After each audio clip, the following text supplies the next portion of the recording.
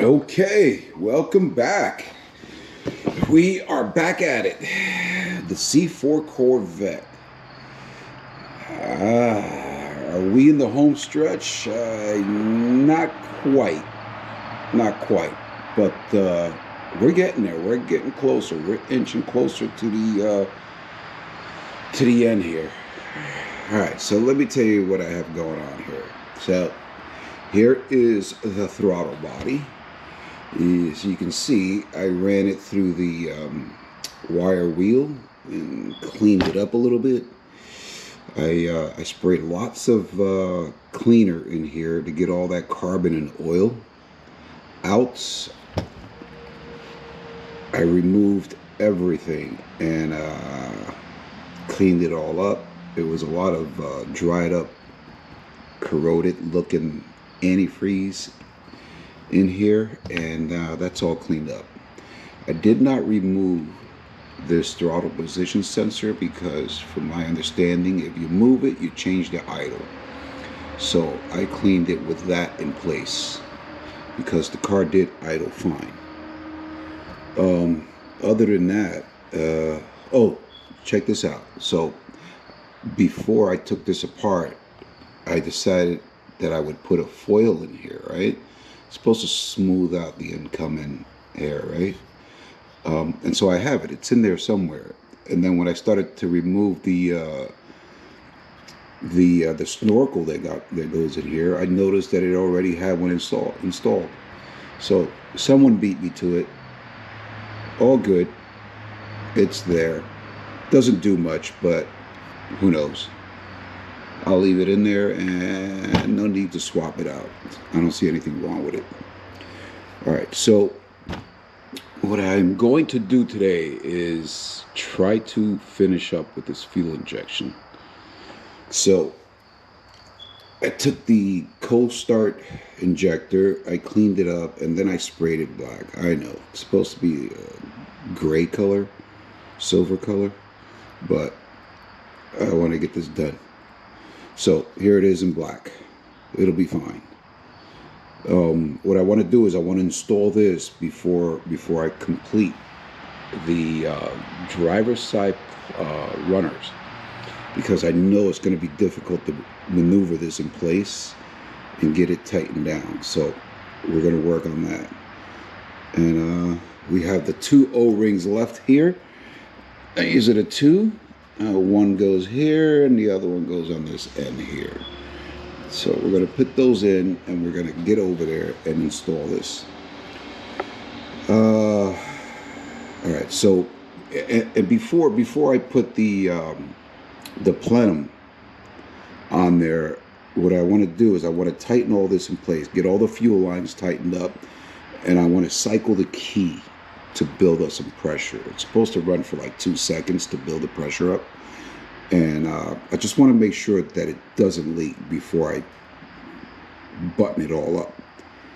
And let's keep our fingers crossed that it doesn't leak, because if it does, then I'll be removing things again.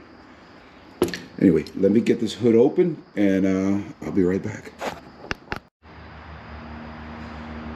Okay, got the hood open. Got the cold start injector in place. And let me tell you, that was not easy to maneuver in there. I had to release the bolts for the runner. Yeah, no, it was not easy. Then you have to work that nut because it kept falling down underneath the runner. So I had to kind of stick a screwdriver in there and work that nut back up. It's not tight, but it's in there. The new O-rings are in. And I dropped one of the new stainless steel bolts down in here somewhere. I have to get that. But for now, I think it's in place and it should be okay. I'm going to go ahead and put a little NICs on all these bolts, and I think that will do it. I can just go ahead and torque them down. Yep. That's what I'm going to do next. So I got my NICs ready, and I'm going to go ahead and get that done. Also, here's the plate that goes over the top. Doesn't that look pretty? Yeah, I changed the color. Before I put it in, I think I'm gonna put it on a flat board with some sandpaper and sand the writing on here, to port injection, to get it to come clean and show a little shine. And then of course I'm going to use the new stainless steel bolts for that. These are the old ones here. We're going to go with the new ones, and I may run a small bead of gasket maker on here, just because this is the original gasket and you never know. And it doesn't look like it's torn or anything like that, but just to make sure that it gets a proper seal. So let's get that done. Okay, we made a boo-boo. Alright, so apparently you can't get that last bolt in place with that co-start injector line. It won't make it. It's that close. So I attempted it and it wouldn't go. So I started to remove the fuel line, but I left the bolt in place and it fell in there somewhere. So yeah, it's gone forever. I'm gonna attempt to find it, but yeah, I may have to go back to one of the older bolts. Luckily I have a few, and that's what I'm gonna have to do. So, oh well, at least it'll have all of them on there. Let's see if I can figure this out. You're not gonna believe this. I was able to retrieve the bolt. I found it right on top of the transmission. It was tight, but I got it out. Now I have to kind of fish this in there, and that's not going to be easy. I have the fuel line off to the side, but it's really close. So let's see if I can attempt this with you guys watching. See what I did? I put a little bit of painter's tape on there to hold the bolt, because that's how it fell off. Alright, nice and easy. Alright, it's in the hole. Oh my god, no way. Alright, I just can't turn it. Ha! Can't turn it. Wiper motor's in the way. Damn it, man. Alright, let's see what I can do here. Okay, the moment of truth. Everything is in place. Both runners are torqued down. The co-start injector is in place and tightened. Fuel lines are on. Let's cycle the key. See what happens. Hopefully the battery's not dead. Oh boy. Here we go. As a matter of fact, I'll hold the camera up here for you guys.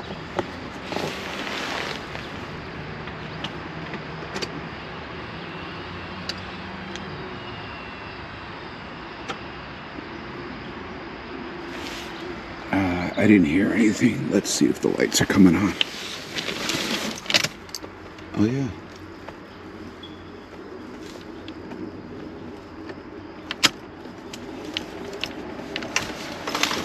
Let's go take a look. Any fuel? Nothing there. Nothing over here. Nothing over here. Nothing there. I'm not sure. I'm gonna go ahead and add the battery charger to this, and and then try it again. I'm going to give it about a 5-minute charge. I'll be right back. Okay, Houston, we have a problem. There it is, fuel. You can see it right there. It's coming from this injector right here. Damn it, man. It's supposed to be easy. Put everything in brand new and it should all work. Alright. Looks like I'll be taking this fuel rail right back off. I'm not sure what to do in this situation. Everything is brand new. It's not leaking from the bottom part of the injector. It's leaking from up here. Not sure what to do here, but I'm going to take it apart and look at it. Alrighty then. Yep, I had to recover the car. It started raining. Damn it, man. I can't win. This car's never gonna get done. Alright, what should I do? I don't want to get water in the engine. No valve covers.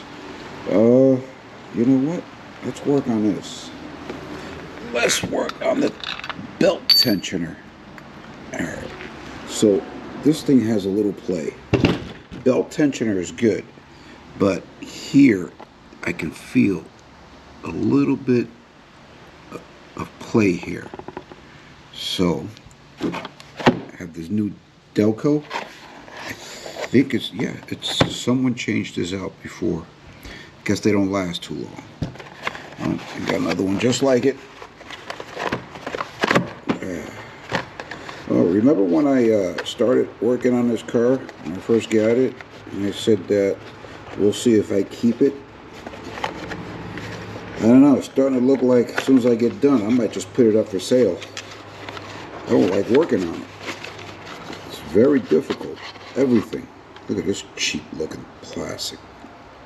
Jesus. Looks like two halves welded together. See the seam right there? One there. And one, oh my goodness. Alright. Well, that's what you get today. Oh boy. Alright. Let's take this off and clean her up. Okay, that cleaned up nicely. What do you think? Not bad. Like I said, the tensioner is good. It's just this roller here that had a little play. This one doesn't. And also it has a little resistance to it. Like you can do this and it stops immediately. The other one, you spin it and it just kept spinning. Pretty good. Alright, so that's ready to be installed when we get to it. Still raining. Alright, so let's move on to the smog pump. Let's clean this up. I don't know if I want to wet this though. I'm just going to run this on the what do you call it? On the wire wheel. See if I can get that cleaned up.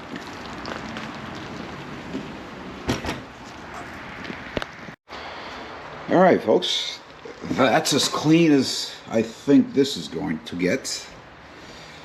Not bad for a wire wheel, right? Looks a whole lot shinier, a whole lot cleaner. I did notice one thing. Let me check this out. Alright, so you have two bolts here. Alright, take one of the pipes, bolt into this. Alright, so we got the two there. And then flip it over and you have two more. But you notice how this one's a little taller? Right? And check this out. Now you can see where the seam is. So this bolt can't go any lower than that seam. And so this is also the same size as the ones that came off the other side. Now watch this one. Look at it carefully. You see what it's doing? You see what's coming out of there? The inner threads. If you look at it, the threads are out. So the threads on this one here are ruined. As you can see, the bolt, it's about maybe 1/8 of an inch, 3/16 longer than it should be. So someone forced this in there, and that's what happens. So I need to locate where he made the swap. Didn't realize it. I mean, you would realize it when you start to tighten and it bottoms out, and it's not tight yet. Either way, flipper. And yes, it's still raining. It doesn't look like I'm gonna get to this. Okay, what was I saying? Battery went dead, so let's take it from here. Like I was saying, it doesn't look like I'm going to get to this, so sorry. Hate to do this to you folks, but yeah, I'm gonna call it done for now.